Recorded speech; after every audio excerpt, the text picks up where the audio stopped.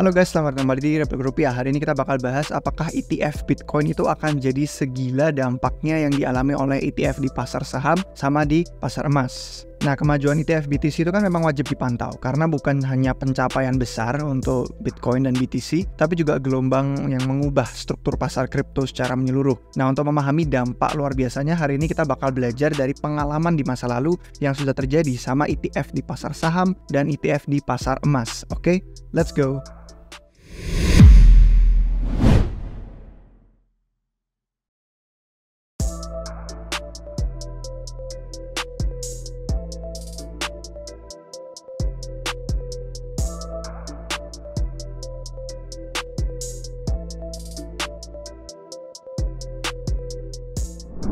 Baik guys, pertama kita bakal ngomongin soal peran ETF di pasar saham. Nah, ETF tuh memang merevolusi pasar investasi kan, karena ETF tuh jadi kendaraan yang menggabungkan manfaatnya bisa diversifikasi reksadana, terus sama likuiditas dan kemudahan untuk bisa trading saham. Jadi itu keduanya digabungkan.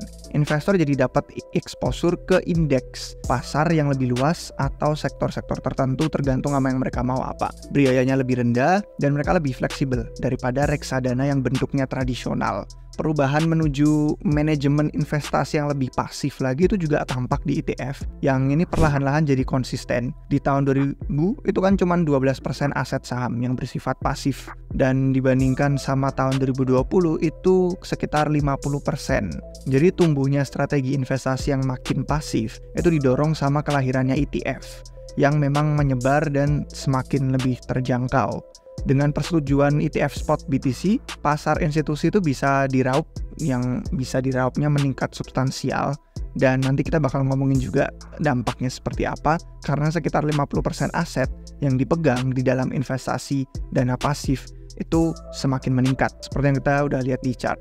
Dan memang manajemen aktif versus pasif itu semakin panas ya debatnya, karena kan kalau manajemen yang pasif itu artinya bisa pakai ETF untuk melacak indeks pasar. Kalau udah tahu indeks itu kan di dalamnya itu ada banyak aset yang berbeda, dan untuk melacak itu secara pasif, ETF menawarkan biayanya rendah, terus lebih transparan, dan strateginya itu lebih efisien. Jadi ini menantang sebenarnya proposisi nilai sama manajer-manajer reksadana yang biasanya itu kan berusaha untuk secara aktif, ya bukan pasif diam aja, tapi aktif. Mereka tuh berusaha mengungguli performa pasar. Mereka pilih saham, terus mereka keluar masuk entry, dan itu berusaha untuk menebak timing pasar. Jadi kalau misalkan kita lihat, ini chart yang kedua yaitu tentang arus dana untuk pasar saham di Amerika Serikat, perbandingannya antara yang aktif sama yang pasif.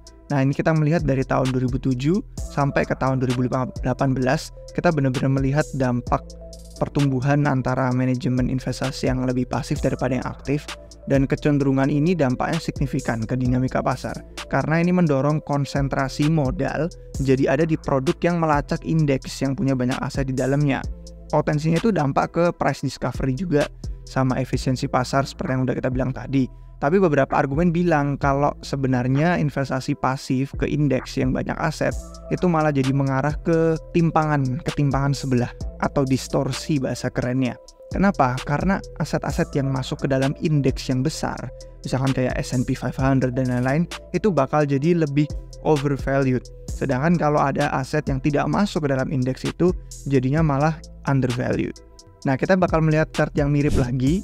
Ini membandingkan antara yang pasif dan aktif, tapi kita ngelihat pertumbuhannya ya dari 1998 sampai ke tahun 2019.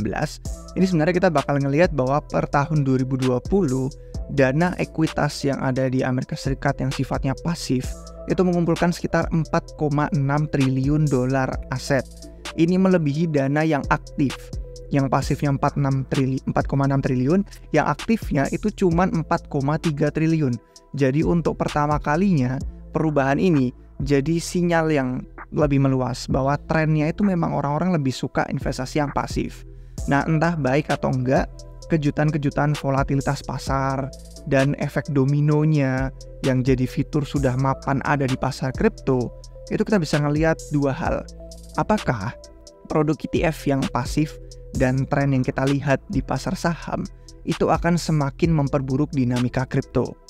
Terus yang kedua, apakah arus modal yang kita antisipasinya itu bakal substansial masuk ke pasar kripto itu bakal membantu meredam volatilitas seiring berjalannya waktu nanti. Jadi dominannya investasi pasif ini juga mungkin sangat mempengaruhi dinamika harga aset. Karena kan semakin banyak arus modal masuk ke produk yang ada indeks gitu, harga aset yang ada di dalam indeksnya seperti kita bilang tadi bisa didorong sama bobotnya. Cuman karena dia masuk ke S&P 500 dianggapnya bagus. Padahal cuman karena masuk ke bobot indeks itu, bukan karena dinilai dari nilai fundamentalnya. Kita nggak ngelihat masing-masing aset sebenarnya fundamentalnya kayak apa masing-masing. Jadi itu yang perlu dipertimbangkan. Terus poin berikutnya itu adalah tentang rebalancing. Kalau ada yang belum tahu, rebalancing itu penyeimbangan kembali ETF. Nah, rebalancing ETF ini proses untuk aset ETF yang tradisional yang menyesuaikan isi portofolio biar dia bisa mempertahankan alokasi aset dan strategi investasi yang originalnya maunya pengennya kayak apa. Bayangin aja rebalancing misalkan kayak S&P 500. Itu kalau misalkan ada saham tertentu naik, misalkan Tesla nih naik, tapi ada saham lain yang turun, misalkan dolar. Nah, itu ada rebalancing di sana biar alokasinya sama tujuan awal investasinya tetap sesuai meskipun yang satu naik, yang satu turun. Jadi banyak yang alokasiin aset itu juga bikin portofolio menargetkan alokasi sektor tertentu. Misalkan ada sektor yang teknologi, ada sektor yang komoditas, ada sektor yang macam-macam. Produk ETF itu harus diseimbangkan biar tetap patuh sama mandat investasi mereka. Jadi Bitcoin sekarang itu kan udah dapat undangan nih masuk ke dalam pesta ETF. Cuman kadang malah jadi pedang bermata dua. Karena dampak rebalancing ETF di pasar itu ada beberapa sudut pandang. Yang pertama, dampaknya ke harga. Rebalancing itu bisa membawa tekanan beli atau tekanan jual yang signifikan. Potensinya memengaruhi harga pasar Bitcoin. Misalnya nih ada orang jualan sejumlah besar BTC untuk menyesuaikan benchmark rebalancing ETF mereka. Itu malah akibatnya bisa meredam gerakan harga jangka pendek.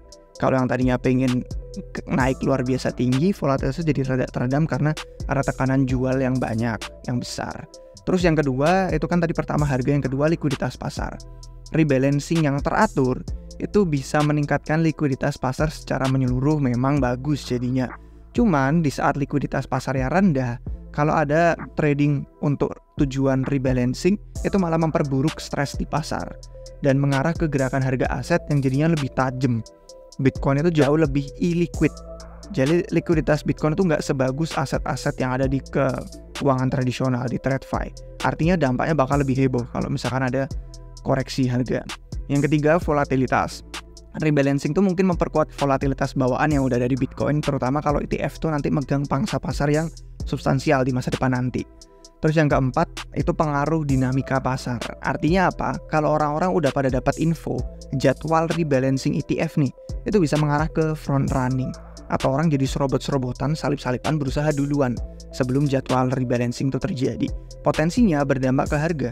Selain itu, perdagangan ETF besar mungkin potensinya menimbulkan efek domino di lingkungan pasar, apalagi sudah ada dokumentasi yang kita bisa baca kalau ada yang tertarik nih di websitenya S&P Global Market Intelligence tentang rebalancing ETF. Ini udah ada 51 halaman yang membahas analisis tentang gimana rebalancing ETF itu terkait sama distorsi harga aset yang kuat banget. Jadi naif kalau kita berpikir ETF Bitcoin itu pasarnya bakal berbeda. Karena dari yang sudah kita lihat secara historis beberapa tahun belakangan, itu kuat banget dampaknya rebalancing ETF. Jadi kalau kita ngomongin sekarang beralih ke pasar Bitcoin ya, pendekatan investor yang institusional. Persetujuan ETF spot Bitcoin itu merupakan langkah yang memang penting. Jadi bikin lebih legit ya aset kripto itu sebagai suatu kelas aset untuk investor yang institusional. Nah, tapi partisipasi mereka tuh nggak terjamin langsung masuk di awal. Karena ada faktor-faktor risiko jangka pendek yang bikin orang, makanya sebenarnya kemarin kan fokus sama arus modal sama permintaan ETF spot BTC setelah diluncurkan. Mereka mantau kan outflow dari GBTC, Grayscale, terus mereka ngeliatin harga Bitcoin kayak yang udah kita bahas di analisis on-chain itu, gerakan di awal tahun 2024 ini kan luar biasa volatil banget kan menjelang ETF spot tuh disetujui.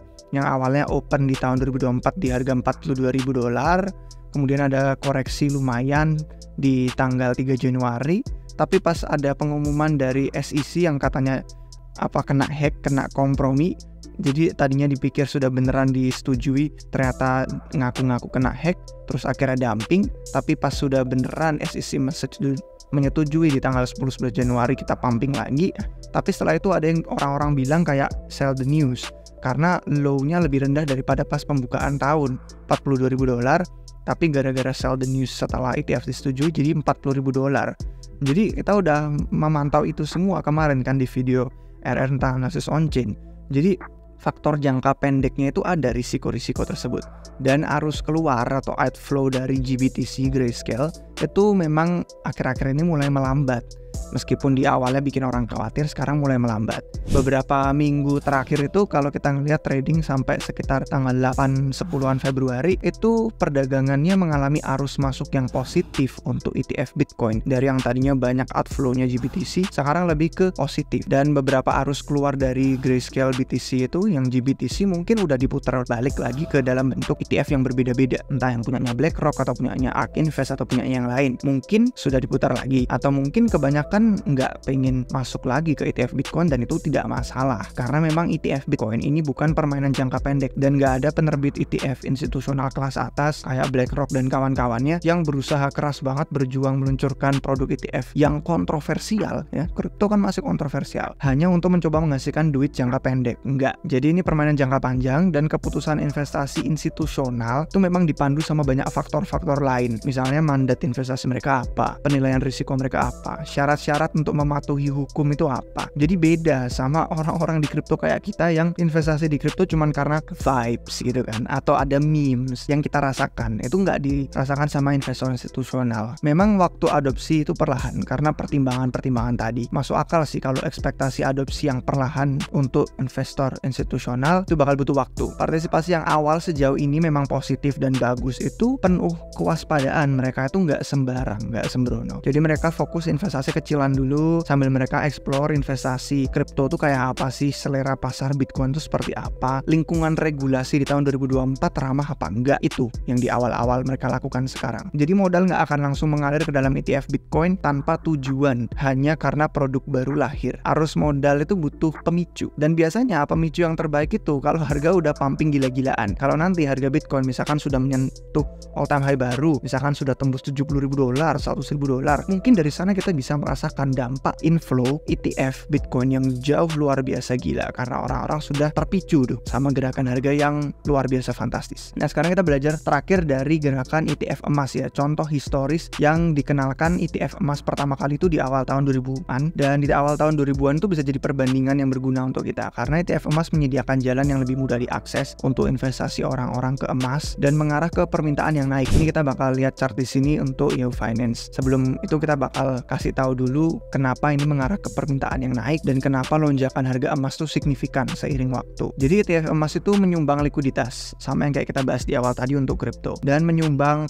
price discovery juga untuk orang mengetahui apa yang sedang terjadi di pasar emas yang lebih luas ini. Dan kebetulan semua faktor-faktor ini bisa jadi dukungan dan bisa jadi hambatan juga untuk adopsi kripto nanti. Makanya kita belajar ya dari sini. Nah, ini sebenarnya tentang dua hal, tentang arus dan pertumbuhan awal sama tentang status ETF emas saat ini. Jadi kalau pas pertama dikenalkan, ETF emas itu menarik minat investor yang substansial banget. Contoh yang kita lihat di sini itu ETF emas pertama di Amerika Serikat. Namanya SPDR Gold Shares. Jadi tikernya itu GLD ya. SPDR Gold Shares tikernya GLD. Nah, ini diluncurinnya itu pas November 2004, dan pas November 2004 diluncurkan, 3 hari pertama dia mengakumulasi lebih dari $1 miliar aset. 3 hari pertama doang, $1 miliar aset. Dan dalam tahun pertamanya, aset yang dikelola GLD itu melonjak hingga lebih dari $3 miliar. Nah, kemudian kalau kita ngelihat status ETF emas saat ini, per tahun 2023, aset yang dikelola sama ETF emas, dan ini bukan cuman GLD doang, bukan cuman ETF yang pertama di Amerika Serikat, tapi secara global, di seluruh dunia, ETF emas itu punya kira-kira $150 miliar di tahun 2023. Jadi membuktikan ya, dampaknya jangka panjang dari kendaraan investasi investasi ini, mulai dari sisi harga, dari sisi likuiditas, aset yang dikelola, dari yang tadinya 3 hari pertama 3 miliar dolar sampai sekarang tahun 2023 secara global ada 150 miliar dolar, itu sangat mendalam banget dampak jangka panjangnya dari sejak ETF dilahirkan sampai pasar emas sekarang keadaannya sebesar ini. Jadi kita tahu banyak investor memang membenarkan alokasi investasi ke BTC, ke Bitcoin, karena premisnya itu mirip-mirip sama emas di portofolio, emas digital kalau mau disebut gitu. Nah ini yang terakhir paling menarik ya, kalau orang-orang sudah belajar investasi dari pakar-pakarnya pasti udah nggak asing sama yang namanya PTG ya, Paul Tudor Jones sama Stan Druckenmiller, dan keduanya ngobrol di Fireside Chat